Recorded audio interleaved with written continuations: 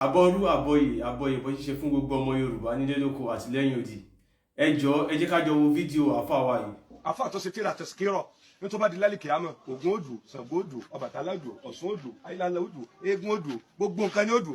Ọlọ́run wà ní kọ́ńkálukú ó tò lẹ́yìn tí bá ń sìn. tó làákà ìwọ̀dẹ̀ nílò bí kankan ju ọ̀nà kan náà lọ kọ́ńkálukú ó sì tò lẹ́yìn tí bá ń sìn. àwa tá a wá ń sin Ọlọ́run àwa dá dúró wáyé. àmọ̀lẹ́kà ọmọ wa bi wá pé ẹ̀yin ò tó ni àwa pa àti ìrìn tá à ń sìn. wọ́n àbí wá pé tá a lè ń sìn á ní Allah. wọ́n wà ní báwo lẹ ṣe mọ̀ pé ẹ̀ tí ì rí Allah nínú gbogbo àwọn tó dúró yìí. àti ẹ̀gbọ́n tàwọn tó bògùn ló gbà wọ́n lè rógùn kí wọ́n pòun ní ẹ̀yin tẹ́ ẹ̀ bá dògbà báwo lẹ ṣe rí bí Ọlọ́run. àwa láti rọ̀ lọ títí tọ́lọ́run fi wá jáde sí àwọn wá ní kí ni a fi dá Ọlọ́run mọ̀ ní wípé rírì rí ọkọ̀ọ̀kan mú dùn lọ́wọ́ rírì rí ó mú adùn lọ́wọ́ rírì rí ó mú yọ̀nù lọ á máa rí bí ìgbà tá a bá ń jẹ gbádùn ayé. Ẹ káàbọ̀ padà gbogbo alágbọ́ àfáà wa wọ́n ní tó bá di lálìkì àmọ́ Ògún máa jó Ṣàngó máa dúró gbogbo wọn máa dúró. Ǹjẹ́ bẹ́ẹ̀ ló ṣe rí? Irọ́ lásán ni. Kò sí nǹkan tó kan Ògún Ṣàngó torí ìránṣẹ́ Olódùmarè òun ni wọ́n. Àmọ́ àfáà wa sọ kíní kan pé tó bá di ọjọ́ yẹn tí gbogbo èèyàn bá ń tò wọ́n á máa bí wọ́n pé ẹ̀yin ò tó ní ní máa sọ pé àwọn ò tí ì rí àlá àwọn á ní tẹ́ bá rí àlá yín ṣe máa dá mọ́ ní ẹ̀wọ̀n pé àwọn òkú bá àlá lògbà wọn ò dá àlá mọ̀ bó tilẹ̀ jẹ́ pàwọ́ fi àlá wọn. Àmọ́ bí àfáà yẹn bó ṣe narrate story yẹn ṣé bẹ́ẹ̀ ló ṣe rí. Ẹ ká lọ sínú Sahih Bukhari volume 1 book 12 hadith number 770 tàbí tẹ́ bá ní hard copy Sahih Bukhari lọ́wọ́ volume 1 òun ló wà lọ́wọ́ mi kẹ́ lọ́wọ́ page 446. Ayé ti yàtọ̀ sí ti tẹ́lẹ̀ gbogbo nǹkan tá a fà yìí sọ irọ́ lásán ni. Ẹ jẹ́ ká wá tú àṣírí òdodo tó wà níbẹ̀. Wọ́n ní narrated by Abu Hurairah ló ṣàlàyé. The people said, "Oh Allah apostle, shall we see our Lord on the day of resurrection?" Àwọn èèyàn ń béèrè lọ́wọ́ Muhammadu ṣáà máa rí Olúwa wa tó bá di ọjọ́ àgbéǹde. He replied, Muhammadu dá wọn lóhùn, "Do you have any doubt in seeing the moon on a full night when there are no clouds?" Oníṣẹ́ ń ṣiyèméjì pé tí tó bá dalẹ́ tí kò sí kùrukùru lójú ọjọ́ ṣe ń ṣiyèméjì bẹ́ẹ̀ ni rí òṣùpá ni. They replied, "No." Wọ́n ní ara. Oh Allah apostle, he said, Muhammadu sọ pé, "Do you have any doubt in seeing the sun when there are no clouds?" Oníṣẹ́ tún ṣiyèméjì pé ẹ ò ní rí oòrùn kó yọ nígbà tí kò sí kùrukùru tó bò. They replied, "No." He said, wọ́n tún dáhùn ní ara. Muhammadu wá wípé, "You will see Allah, your Lord, in the same way." Ẹ máa rí Allah, Olúwa yín bákan náà. On the day of resurrection, tó bá di ọjọ́ àgbéǹde, people will be gathered. Àwọn èèyàn máa kóra jọ, wọ́n máa kó gbogbo wọn jọ sójú kan. And he will order the people to follow what they used to worship. Wọ́n ní wọ́n máa pa oníkálukú láṣẹ kán máa tẹ̀lé nǹkan tí wọ́n ń sìn. So some of them will follow the sun. Àwọn kan máa tẹ̀lé oòrùn. Some will follow the moon. Àwọn kan máa tẹ̀lé òṣùpá. And some will follow other deities.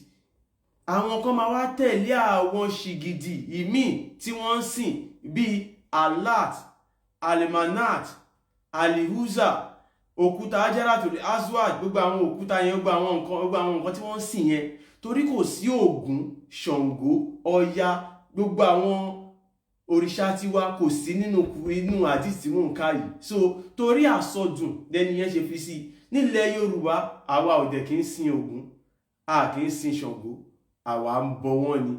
Tá bá dẹ̀ ń bọ wọ́n, a ò pè wọ́n ní Olódùmarè. Mo rò bí ìyẹn yé wa. Ẹ jẹ́ ká tẹ̀síwájú. Àwa ní some of them will follow other deities. Àwọn kan máa tẹ̀lé àwọn nǹkan míì tí wọ́n sìn. Ẹ má gbàgbé gbogbo àwọn èèyàn kóra jọ. Àwọn kan tẹ̀lé oòrùn, wọ́n tẹ̀lé òṣùpá, wọ́n tẹ̀lé àwọn nǹkan míì tí wọ́n sìn. Àwọn wo ló máa wá ṣẹ́kù? Only this nation, ìlú yìí nìkan. Muslims, ẹ mọ̀ pé mo ti máa ń sọ lọ́pọ̀lọpọ̀ ọgbà pé the Arabs, àwọn Arabu, they are the Muslims. Àwọn gangan ni Mùsùlùmí. Àṣà Lárúbáwá ni. Ló ṣe tún lò ń bí pé only this nation, ìlú yìí nìkan, kò sí nǹkan ọ̀ràn mú Muhammadu sí gbogbo ayé. Àwọn Arabu ẹgbẹ́ ẹ̀ ni. Ẹ jẹ́ ká tẹ̀síwájú. Will be left with its hypocrites. Ó ní àwọn Mùsùlùmí yìí nìkan àwa nìkan ló máa kù pẹ̀lú àwọn alábòsí inú wa ló máa kù. Ẹ máa wá gbọ́, Allah will come to them and say, Allah máa wá ó máa wá bá wọn, I am your Lord, èmi ni Olúwa yín. Kò ń ṣe pé bí ẹni yìí ṣe sọ irọ́ lásán nítorí ẹ ò sí ńbẹ̀, nǹkan tí Muhammadu sọ làwa ń kà yìí. I am your Lord, èmi ni Olúwa yín. They will say, àwọn Mùsùlùmí yẹn máa wí pé, we shall stay in this place till our Lord comes to us. Àwa máa dúró síbi títí Olúwa wa máa fi dé.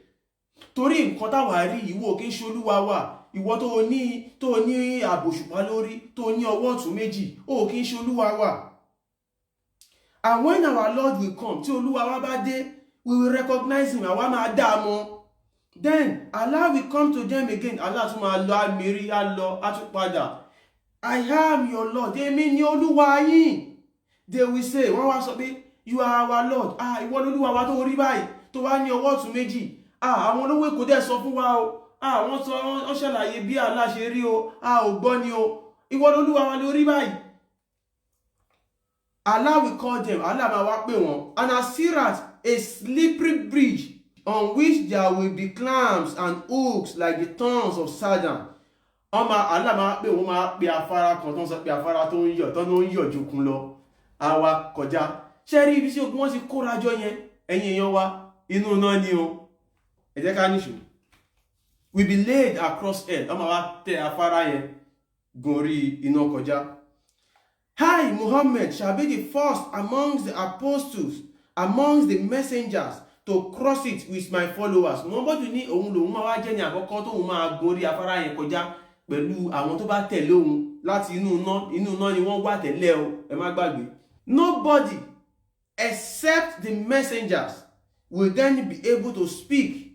Ó ní kò sí àwọn tó máa sọ̀rọ̀ àyàfi àwọn táwọn já wọn òjíṣẹ́. They will be saying, wọ́n máa sọ wípé, oh Allah save us, oh Allah save us, Allah gbà wá, iná yìí pọ̀, Allah gbà wá, ìyà yìí pọ̀, torí pé inú iná ni wọ́n wà.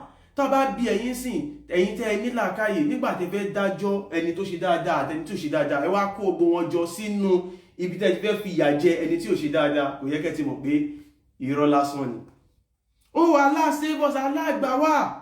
There will be hooks like the thorns of Satan in hell. Wọ́n ní àwọn ẹ̀gún kan wà ní Satan yẹn, nínú iná yẹn.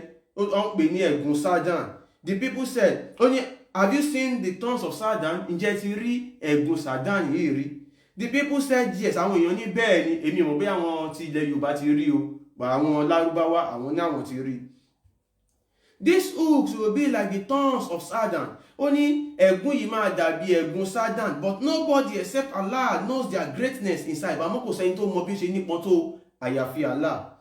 This will entangle the people according to their deeds. Ẹ̀gún yìí ló máa lọ́mọ àwọn èèyàn bí iṣẹ́ wọn bó bá ṣe iṣẹ́ bí wọ́n bá ṣe pọ̀ tó.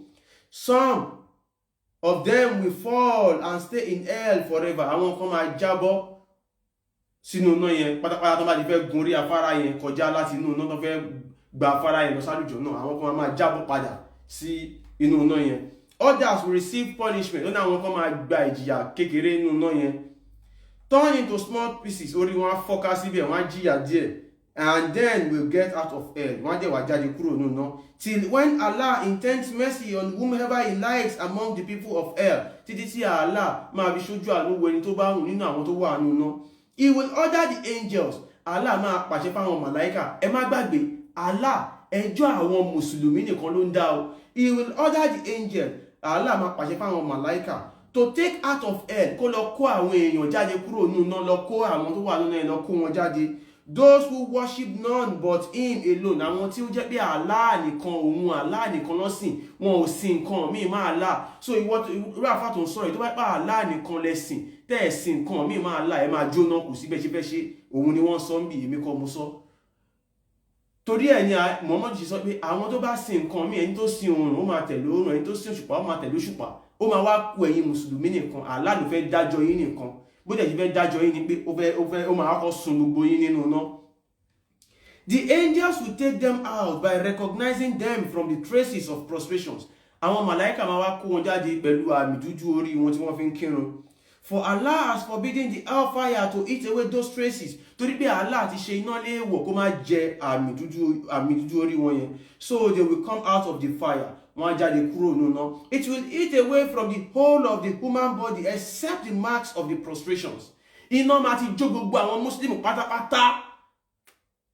Àmì dúdú orí wọn yẹn nìkan ni iná ò ní jó. At that time, tó bá máa di àkókò náà tó fẹ́ kó wọn jáde, they will come out of the fire as mere skeletons. Àwọn màláíkà máa kó wọn jáde, wọ́n á ti di egungun bá ń sá egungun. Àwọn àfáà yìí wọn ò sọ àwọn nǹkan yìí fáwọn èèyàn. Torí ẹ̀ mú sọ pé olórí burúkú ló ń ṣe Islam.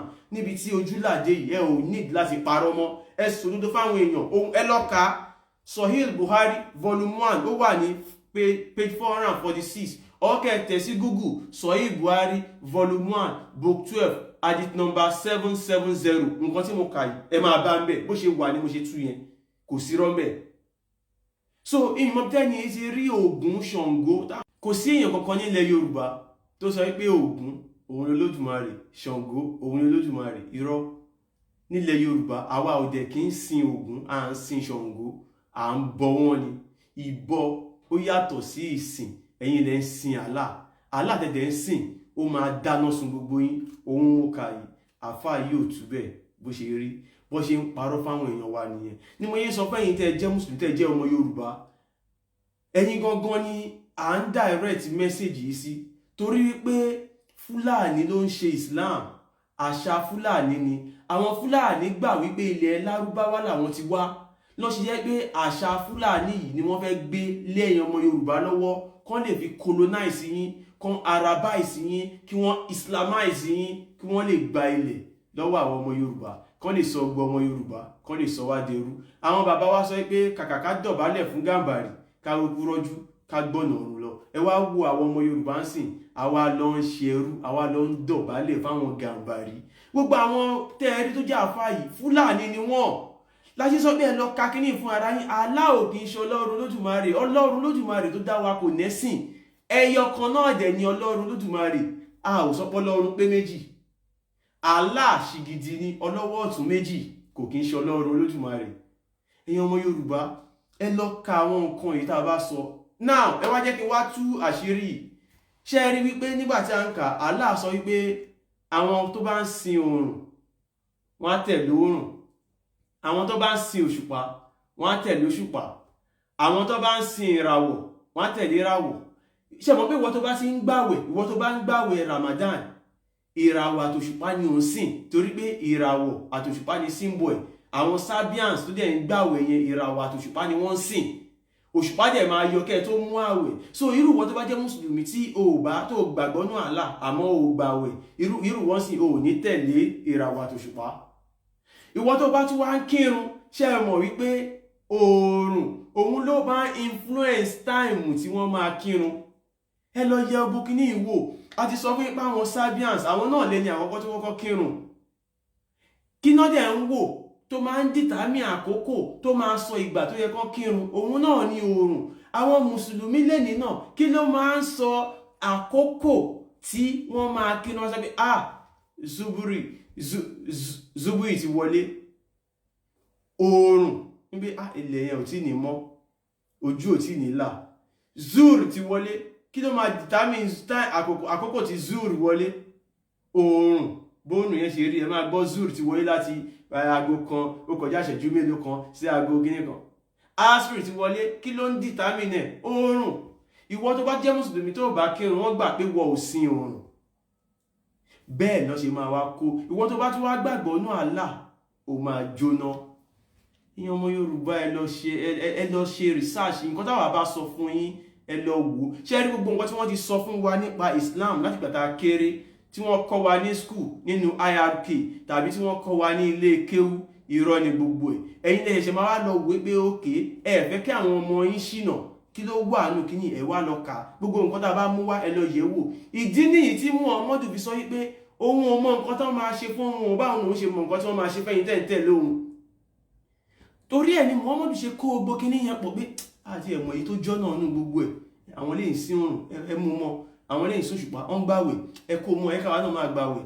Àmọ́ ẹ jẹ́ ká máa sọ pé kò sí Ọlọ́run kan àfàlà, pé Allah nìkan ó wá fọ̀ sí Allah yẹn àmọ́ gbogbo ọ̀nà tí àwọn yẹn ń gbà jọ́sìn fún àwọn nǹkan wọn Muhammadu kó wọn ó wá ní kẹ́ máa fi jọ́sìn fún Allah yẹn nìkan bẹ́ẹ̀ tẹ́ bá sin Allah ẹ máa jóná irọ́ lásán arabu level níbi tí ojúlàdé pẹ̀lú gbogbo àwọn ẹ̀rí tá à ń múlẹ̀ yìí téèyàn kan bá tó wáyé sọ pé ìsìláàmù yìí lọ́nà olórí burúkú ni irú ẹni bẹ́ẹ̀ a ti sọ fún yín wípé àwọn arábí ìfẹ́ gbalẹ̀ ni wọn ò jẹ́ fíbò ẹ wo gbogbo nǹkan tó ń ṣẹlẹ̀ lágbàáyé ẹ wo Egypt ẹ wo Morocco ẹ wo Algeria ẹ wo àwọn arabu ló wà ń bẹ ṣáwọn náà nílẹ̀ ni àwọn kọ́ ó lè take 120,000 years wọ́n máa parọ́ fún yín pé ẹ máa wọná iná kan wà kò sí náà kankan bí kankan àlùjọ náà kò sálùjọ náà kankan bí kankan irọ́ ni ẹ máa jìyà nù sáré irọ́ lásán ni àwọn kan tí a máa send picture kan nínú inbox pé èèyàn kan wà ní sáré ó jẹrà ó yọ̀dín tí wọ́n bá kú ṣòro bó ní yọ̀dín ni tẹ́mi bá ti kúrò lára ara yìí ti di kòròfo ó máa jẹrà ni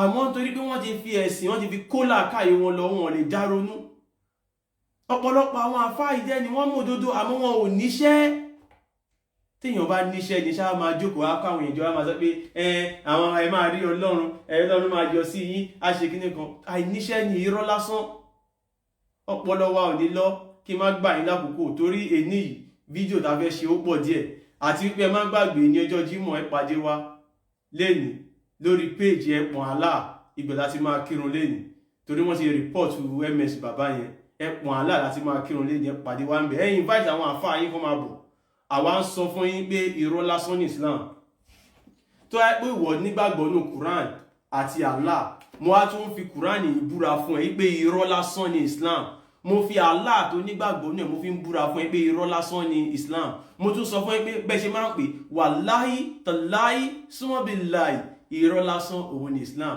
olórí burúkú òun ló ń ṣe Islam àti wípé Allah tó ń sọ̀rọ̀ nù kíní ṣìgìdì lásán ni ó nẹ́nu kò lè sọ̀rọ̀ ó lójú kò fi ríran ó létí kò fi gbọ́ràn irọ́ lásán gbogbo ọ̀rọ̀ nù kíní ọ̀rọ̀ Muhammadu ni Muhammadu parọ́ fún yín pé wọ́n rán òun sí gbogbo àgbáyé ó dẹ̀ ṣèdè lárúbáwá nìkan irọ́ lásán ni àwọn àràbù ẹgbẹ́ ẹ̀ ni wọ́n rán sí torí ọ̀dọ̀ àwọn àràbù ẹgbẹ́ ibẹ̀ ló ti jíṣẹ́ oníkálukú ló ní òjíṣẹ́ tiẹ̀ pẹ̀lú èdè ẹnu ẹ̀ mo sọ yìí mo dúró ó dìgbà.